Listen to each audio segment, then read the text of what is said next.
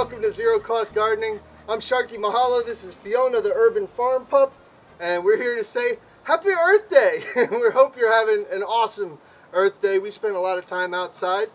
We saw some very cool things. Nature was very good to us. I hope the same goes for you.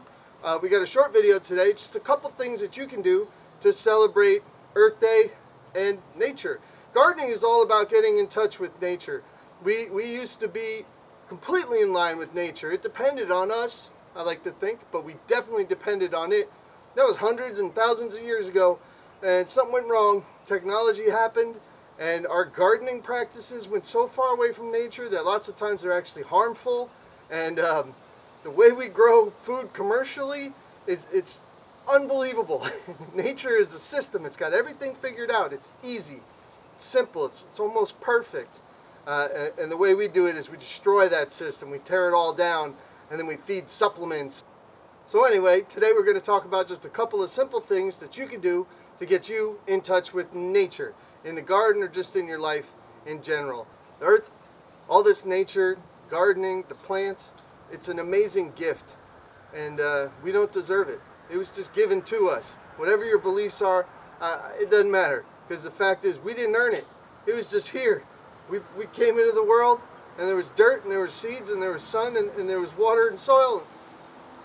We got to earn it. Now it's time to earn it. So no matter what, if you're hardcore into the less waste movement, or if you're someone who just is really adamant about your recycling practices and does everything that you can, awesome. There's room for everybody. But today's the kind of day where you reflect, you appreciate every little bit of nature, and you do what you can to get in touch with it, to be part of it, to give back a little bit. So that's what we're going to talk about. And here it is, the Zero Cost Gardening Top 10 Things You Can Do to Celebrate Earth Day. First thing is, it's always great to minimalize. So we're making our top 10 list 9 things long. The first thing on our list is plant something. Here we have a Barbados cherry that we planted today. It's more of a bush than a tree. Right next to it, we planted a Suriname cherry. This is the black variety. And on the other side of this, we've got an even smaller Barbados cherry. But right here, we're showing you our number 2 item on the list, which is use garbage for good. Now, we use cardboard all the time in the garden. Cardboard is garbage. These leaves that you see are garbage. All this stuff goes to the curb, and even though you think it might be recycled, it actually accounts for about 27% of what fills landfills across the nation. Number 3 is get some metal straws. Plastic straws are the worst, you guys. They are made of the cheapest, thinnest plastic. It cannot be recycled.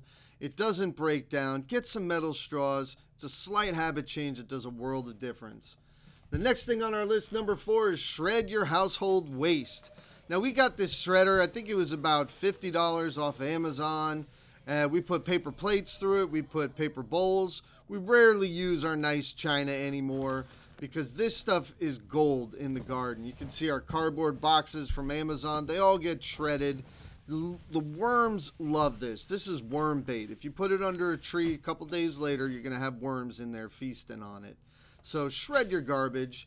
Number 5 is get rid of harmful plants in your yard. Right here we have a very popular landscaping plant, the Mexican petunia or Ruellia, whatever you want to call it. This is everywhere in Florida, and I planted it years ago because I saw it doing so well in our neighborhood. Well, I then learned it's an invasive plant. It doesn't provide a lot of pollen. It's just the worst. So get rid of it. Which brings us to number 6. Plant some weeds. Now, some of you are hearing what you want to hear. I'm talking to you, Kyle in Colorado. And not what I'm saying. What I'm saying is plant weeds. This is Bidens alba. It's my favorite weed. It's actually the number 2 source of pollen for bees across the entire state of Florida. People call this Spanish needle, and they'll do anything to get this out of their yard. Don't leave it in your yard. Bees will visit these flowers several times a day. Here's toadflax, another weed that bees will visit several times a day. Most of the ornamentals you buy at your big box stores, once a bee visits that flower, it's done. There's nothing left. Here we see a green bee, a green metallic bee. They call them sweat bees. It's a Halictidae is a family. That's a native bee. That's super cool to have in your yard. And you get butterflies too. You guys plant weeds. Now another thing you can do is make a home for those green bees and other native bees.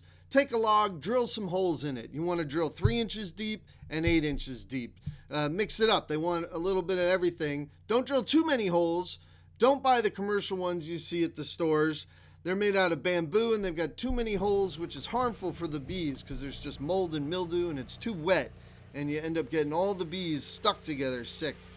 And then number 8 is brew some tea, you guys. Make some tea. This is a compost tea brewer and you can make this out of any garbage can. It's pretty simple. We'll have detailed videos about this in the very near future. But what you need to know now is that plants, when you put them in your yard, they're deprived of the nutrients, the minerals, the bacteria, and the fungus that they need to thrive. This is how you get it back to them.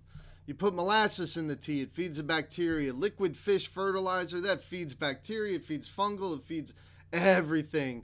Liquid kelp, that's great for the roots, that helps defend against viruses. Liquid bat crap, come on you guys. You know your plants want that.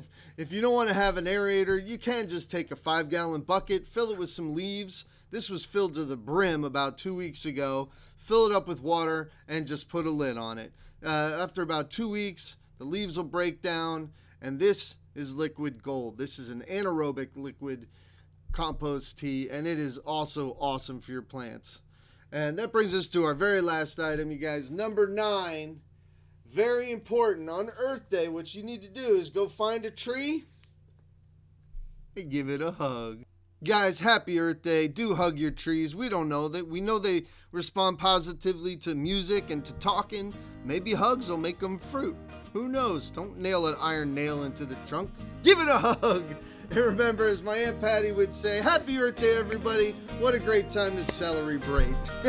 Thanks for joining us on Zero Cost Gardening. We'll see you again real soon with some more videos.